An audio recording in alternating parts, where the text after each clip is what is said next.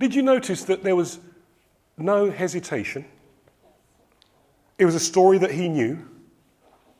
And if you'd close your eyes, you could probably picture two girls, because he described them so beautifully. And if you notice also, at first he stopped and he hesitated, and you could feel he was feeling it. And he was sharing feelings. When I noticed you as an audience, the more he dug deep, the more you listened, the more you listened, the more you listened. That's the power of engagement. Give Francois a fantastic round of applause, please. Thank you, sir.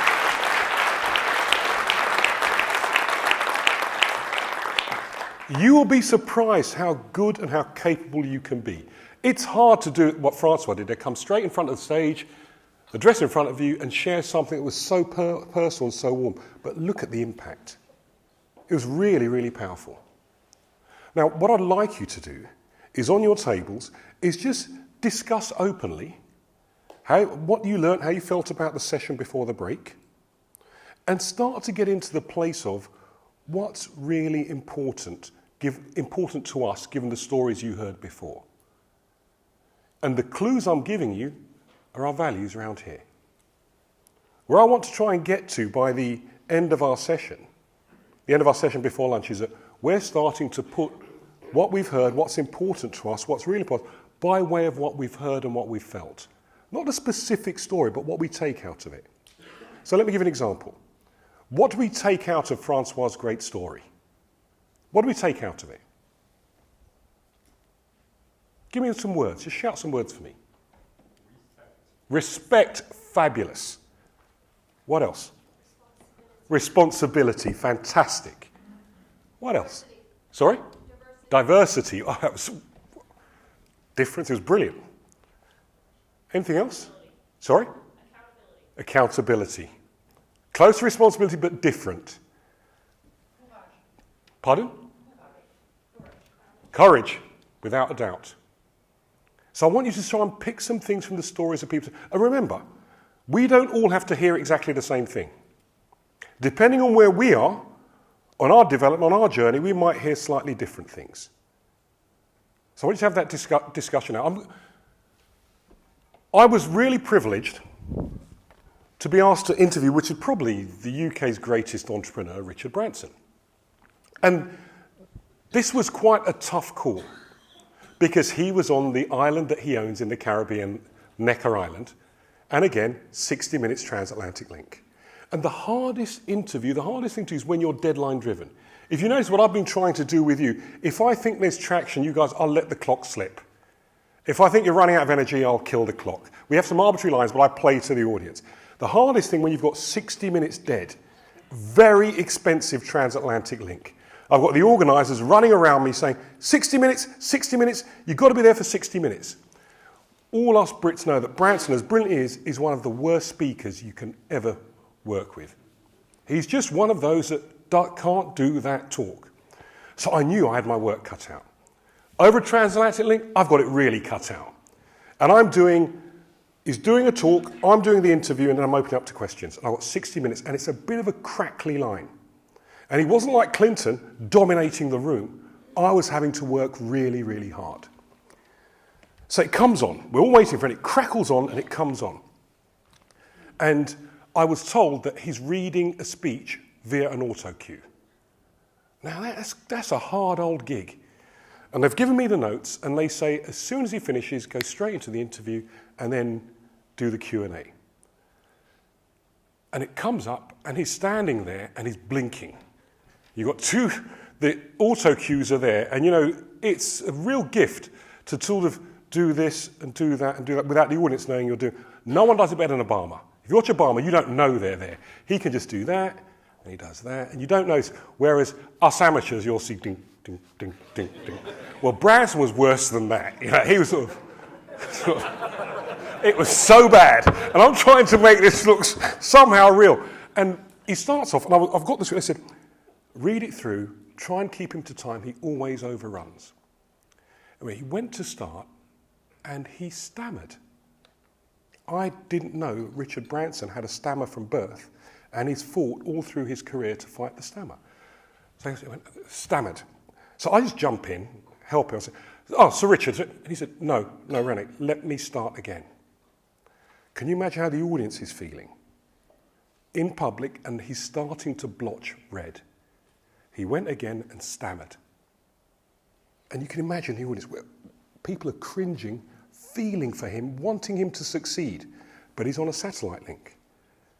And I want to dive in and help. He's saying, no, Rennie.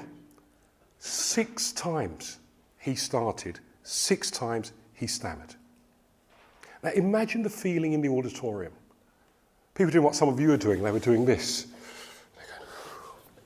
You know, and it's excruciating. But the power in the room was wanting him to win. And the organiser's going to me, jump in! I'm looking at him thinking, no, I can't. He's going, Rennie, no.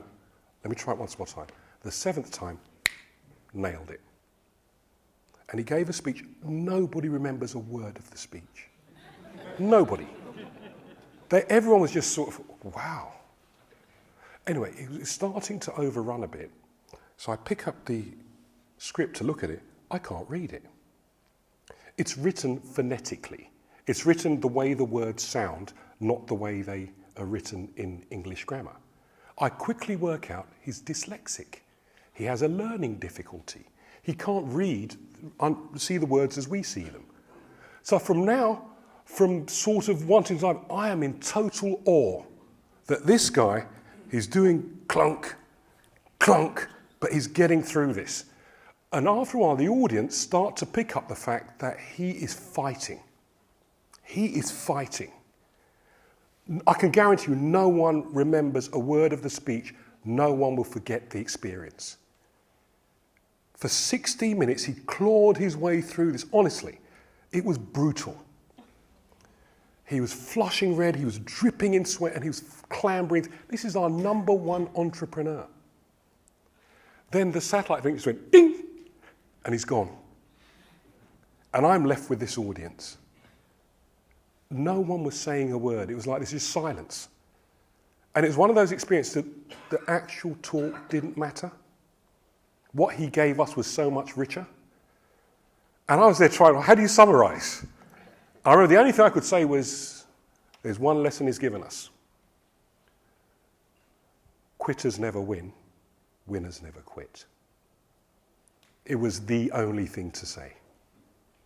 So sometimes you don't have to be the best speaker in the world. You don't have to be the charisma of Bill Clinton. And you know what he was going to talk to us about? The values of Virgin.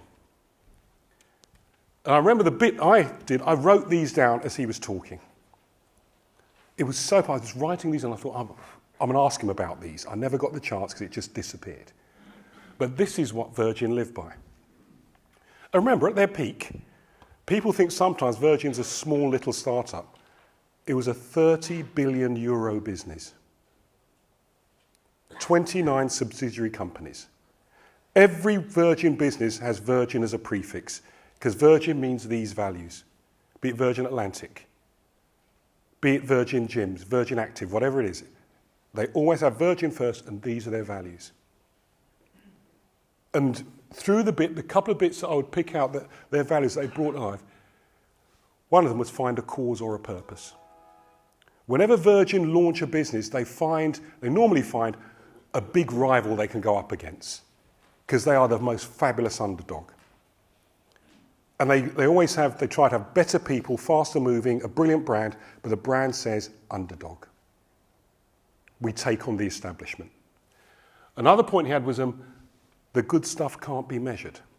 And this is the bit that he really stuttered over, but everybody got. He said, in a world where everyone's scrambling to measure everything, some of the things that are really important to Virgin as a brand is integrity. How do you measure that? Authenticity. How do you measure that? Honesty. How do you measure that?